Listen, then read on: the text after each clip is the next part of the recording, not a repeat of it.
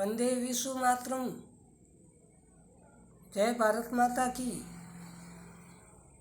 जय गौ माता की। मैं आपको विश्व की कुंडली दिखा रहा हूँ चैनल पर। विश्व की कुंडली अक्सर ज़्यादातर लोग प्रश्न करते हैं कि संसार का क्या होगा, विश्व का क्या होगा, भारत देश का क्या होगा। प्रश्न बार बार करते ही रहते हैं क्या होगा। तो विश्व की कुंडली में सामने आपको दिखा रहा हूँ। विश्व की कुंडली के अंदर लग्न स्थान पर शुक्र है। तो देखिए, विश्व में शुक्र लग्न में होने से कोई कमी नहीं है, विश्व में कोई कमी नहीं है, ठीक है। और धन स्थान पर राहु और बुध की युति भी है, तो धन की भी कमी नहीं है। और गुरु केतु 8वें स्थान पर बैठे हैं और सप्तमेश मंगल चंद्रमा के साथ में है। तो सारा धन अगर देखा जाए तो पूरे विश्व का जो धन है ना, वो बड़ी बड़ी हस्तियों के पास पड़ा है। अब मंदीवाड़ा क्यों है? मंदीवाड़ा सिर्फ गरीबों के लिए है, गरीबों के लिए। गुरु और केतु 8वां होने से गरीब लोग मर रहे हैं, बाकी और कुछ नहीं। गुरु और केतु मृत्यु स्थान पर बैठा है, गुरु और केतु। तो गरीबों के हालात खराब है, बड़े बड़े पूंजीपतियों के हालात खराब नहीं है। उनके हालात, उनके उद्योग कम चल रहे हैं, बस यही चिंता की बात है। अब महामारी, गुरु और केतु 8वां होने से महामारी 1 साल तो लगभग चलेगी ही। भारत में 25 सितंबर के बाद में ही महामारी धीरे धीरे कम होगी।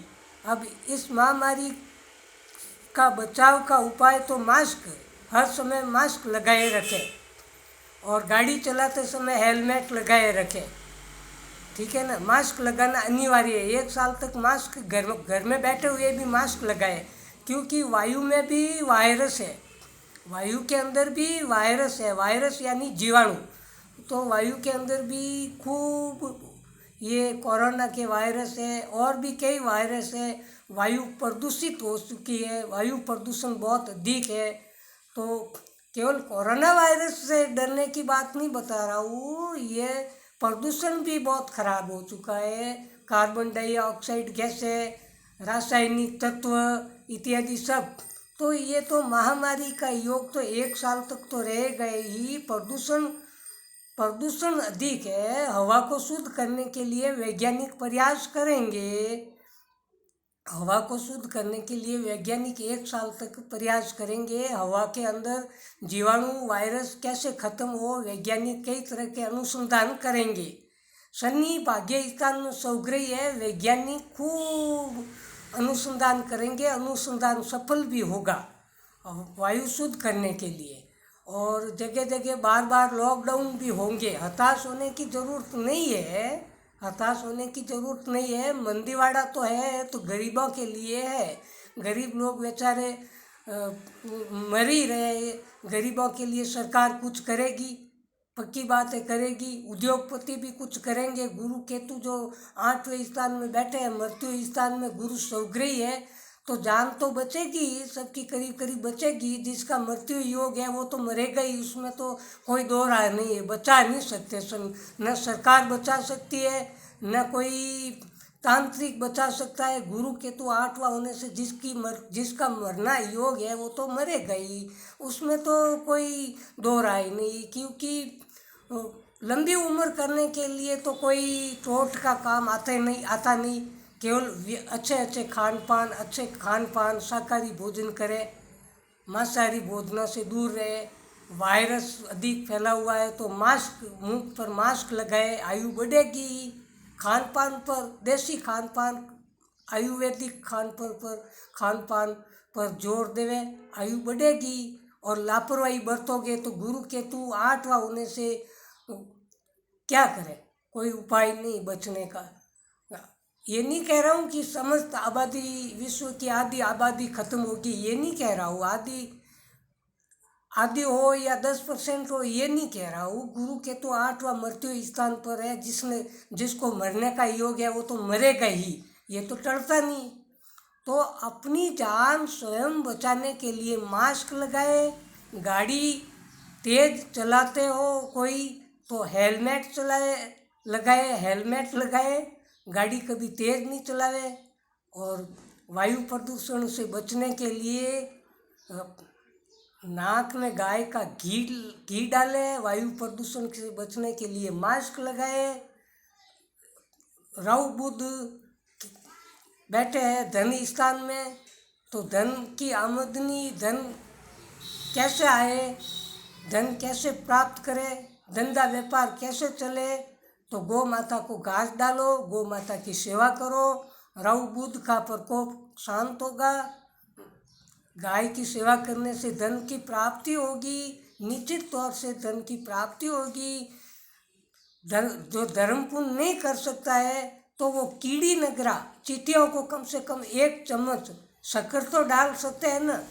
बस जिसकी हैसियत धर्म पुण्य करने की नहीं है तो कम से कम 1-2 रुपए की शक्कर चींटियों को तो डाल सकते हैं ना। चींटियों को शक्कर डालो शाम के समय चींटियों को, तो धन की प्राप्ति होगी, धन जरूर मिलेगा। लेकिन पाप से बचो, पाप से बचोगे तो धन की प्राप्ति अवश्य होगी। अब पाप कर्म में तो सब लगे हुए हैं, चलते फिरते ये भी नहीं देखते कि पैरों में कितनी चींटियाँ मर रही। शक्कर तो डाल देते हैं चींटियों को, लेकिन ये कभी हिसाब नहीं लगाते कि पैरों के अंदर कितनी चींटियाँ मर रही है। तो पाप कर्म से बचो, और पाप कर्म के कारण ही ये प्राकृतिक आपदाएं आई है, महामारी जो आया है।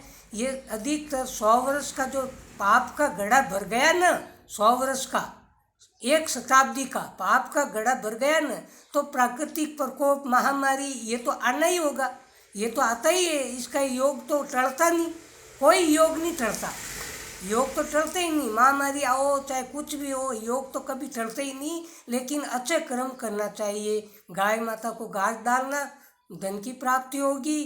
गाय माता की सेवा करना, जिसकी हैसियत अगर 50 रुपए का घास डालने की ना हो तो 1-2 रुपए की शक्कर तो चींटियों को डाल सकते हो ना। और पैरों के नीचे जो चींटियाँ मरती है उसको बचा तो सकते हो ना। अंधे होकर तो चलते हो, पाप कर्म होता ही है, जीव हत्याएँ होती है, गौ हत्या होती है, तो फिर महामारी बेचारी क्या करे। महामारी को तो आना ही है, महामारी का आने का योग था। हमारे ऋषि मुनिया ने 500 साल पहले ही बता दिया था, अच्छे संतों ने पहले ही बता दिया था। उन्होंने पहले ही भविष्यवाणी कर दी थी कि 2020 में महामारी आएगी। तो महामारी आने का योग बन गया, हताश न हुए, चिंता न करे। धर्म पुण्य जितनी आपकी श्रद्धा हो, धर्म पुण्य करते रहे, भगवान का नाम लेते रहे, और गुरुजनों के सानिध्य में रहे, गुरुजनों के सामने जाके उनको हाथ जोड़ प्रणाम करे, गुरु का अभिवादन करे, तो गुरु बनाए, गुरु ने तो गुरु बनाए। ये प्राकृतिक आपदा लगभग, वैसे तो 2024 तक है, प्राकृतिक आपदाएं लगभग 2024 तक रहेगी। और इससे बचाव करना है तो गुरु बनाओ, गुरु के सानिध्य में जाओ, अच्छे गुरु बनाओ, सामर्थ्यवान गुरु बनाओ। गुरु बनाओगे तो आपके अंधकार, ज्ञान रूपी जो अंधेरा है ना, वो मिटेगा। और गौ माता की भरपूर सेवा करें। मैं तो यही कहना चाहता हूँ। जय श्री राम, जय भारत माता, जय जिनेंद्र शाह, जय श्री कृष्ण।